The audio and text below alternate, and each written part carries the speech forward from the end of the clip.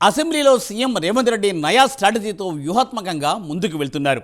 తన అసలు టార్గెట్ కేసీఆర్ అని, కేటీఆర్, హరీష్ రావు కానే కాదన్న ఆలోచనతో ముందుకెళ్తున్నారు రేవంత్. అందుకే అసెంబ్లీలో హరీష్ రావు కేటీఆర్పై మంత్రులతో తిట్లపురాణం చేస్తున్నారనే టాక్ నడుస్తోంది. తన స్థాయి కేసీఆర్ కాబట్టి కేటీఆర్, హరీష్ రావులను మంత్రులతో తిట్టిస్తున్నారా అంటే అవుననే సమాధానమే వినిపిస్తోంది. ఇప్పుడు కేసీఆర్ సభకు రావాలని, ప్రజల తరఫున మాట్లాడాల్సిందేనని సీఎం రేవంత్ సవాల్ చేస్తున్నారు.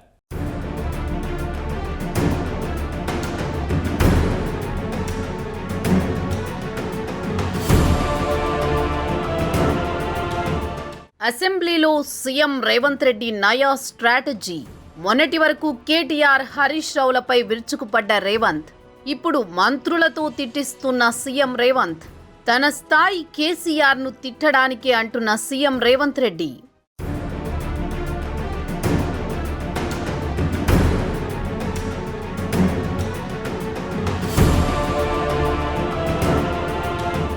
తెలంగాణ అసెంబ్లీ శీతాకాల సమావేశాలు హాట్గా కొనసాగుతున్నాయి. అధికార విపక్షాల మధ్య మాటల యుద్ధంతో వింటర్ సెషన్స్ కాస్త హిటెక్కాయి. కేటీఆర్, హరీష్ రావు మంత్రులు ఘాటుగా మాటల బాణాలను సంధించుకోవడంతో శాసనసభ సమావేశాలు ఒక్కసారిగా వేడెక్కాయి. మూసీ, హైడ్రా, గురుకులాల్లో ఫుడ్ పాయిజన్, రైతు బంధు, రుణమాఫీ వంటి అంశాలపై విపక్ష బీఆర్ఎస్ అధికార కాంగ్రెస్ ను కడిగి పారేస్తోంది.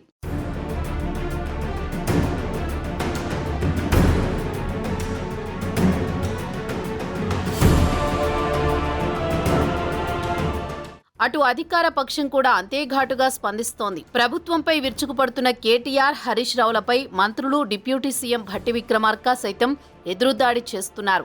గత ప్రభుత్వ వైఫల్యాలను ఎత్తిచూపుతూ బీఆర్ఎస్ పై అటాక్ చేస్తున్నారు. గత ప్రభుత్వం చేసిన అప్పులను తమ ప్రభుత్వం తీరుస్తోందని, 10 ఏళ్ల బీఆర్ఎస్ పాలనలో రాష్ట్రం ఎన్నో ఏళ్ల వెనక్కిపోయిందని, అందుకే రాష్ట్రాన్ని ప్రస్తుతం గాడిలో పెట్టే పనిలో ఉన్నామని మంత్రులు సమాధానం చెబుతూ విపక్షాన్ని అడ్డుకునే ప్రయత్నం చేస్తున్నారు.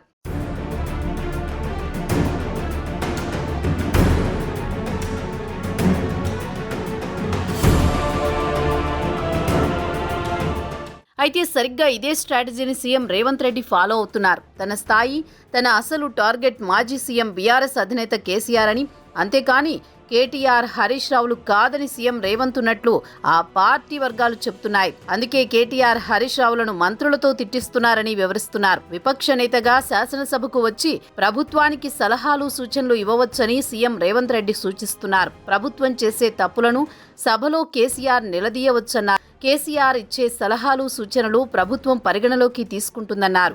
ఆదానిపై కూడా మాజీ సీఎం కేసీఆర్ బీఆర్ఎస్ వైఖరేంటో చెప్పాలని సీఎం రేవంత్ రెడ్డి డిమాండ్ చేశారు. బీఆర్ఎస్ తన వైఖరేంటో చెప్పకుండా కాంగ్రెస్ పార్టీని అవహేళన చేసే ప్రయత్నం చేస్తున్నారని విమర్శించారు.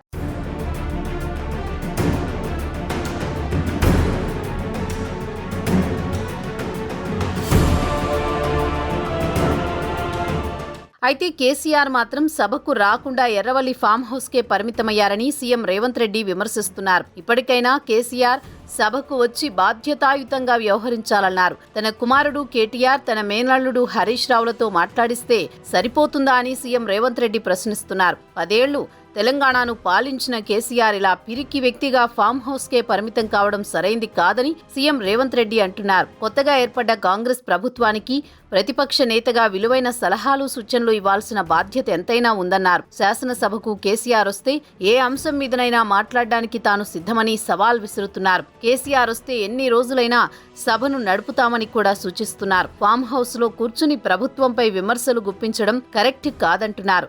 ఫామ్ హౌస్ గేట్లు దాటుకుని అసెంబ్లీ గేటు లోపలికి రావాలని సీఎం రేవంత్ రెడ్డి కేసీఆర్కు సూచిస్తున్నారు.